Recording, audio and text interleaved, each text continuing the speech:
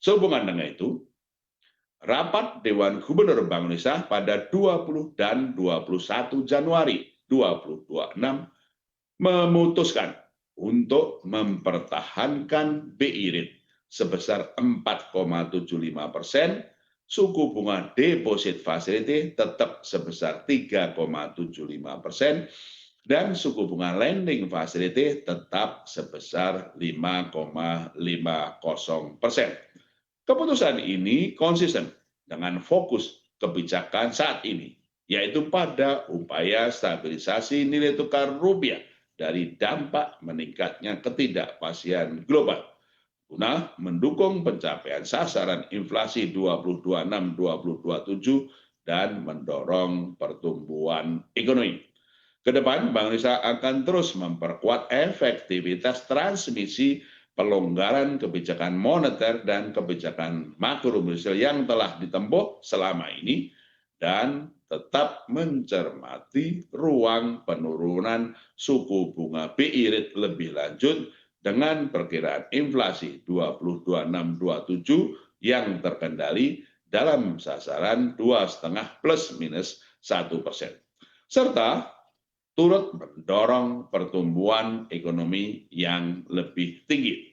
Kebijakan makrobudensial Bank Indonesia tetap diarahkan untuk mendorong pertumbuhan pro-growth, termasuk dengan meningkatkan efektivitas kebijakan insentif likuiditas makrobudensial KLM untuk mempercepat penurunan suku bunga dan meningkatkan pertumbuhan kredit pembiayaan ke sektor real, khususnya sektor-sektor prioritas pemerintah. Kebijakan sistem pembayaran tetap diarahkan untuk turut mendorong pertumbuhan ekonomi yang inklusif melalui perluasan akseptasi pembayaran digital, penguatan struktur industri sistem pembayaran, dan peningkatan daya tahan infrastruktur sistem pembayaran. Arah bauran kebijakan moneter, makrobudensial, dan sistem pembayaran tersebut yang diarahkan untuk tetap mempertahankan stabilitas dan turut mendorong pertumbuhan ekonomi yang berkelanjutan, didukung dengan langkah-langkah kebijakan sebagai berikut. 1. Penguatan stabilisasi nilai tukar rupiah melalui intervensi baik transaksi non-delivery forward NDF di pasar luar negeri maupun transaksi spot domestik non-delivery forward DNDF di pasar domestik. Strategi ini disertai dengan pembelian surat berharga SBN di pasar sekunder. Bank Indonesia terus akan meningkatkan intensitas stabilisasi nilai tukar rupiah untuk membawa stabilitas rupiah dan mengarahkan nilai tukar akan menguat ke depan.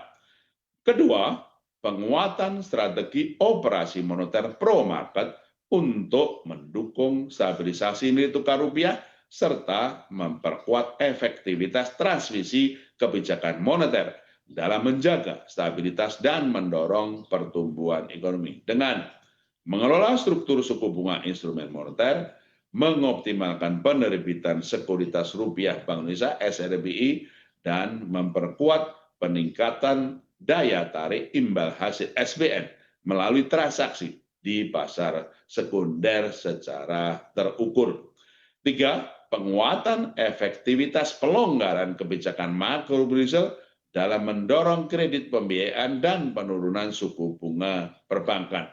Langkah ini diperkuat dengan publikasi asesmen transaksi transparansi suku bunga dasar kredit SPDK dengan pendalaman pada suku bunga kredit berdasarkan sektor prioritas yang menjadi cakupan KLM, termasuk respon perubahan suku bunga dasar kredit terhadap perubahan suku bunga kebijakan Bank Indonesia sebagaimana dapat dilihat di lampiran 1 siaran pers ini.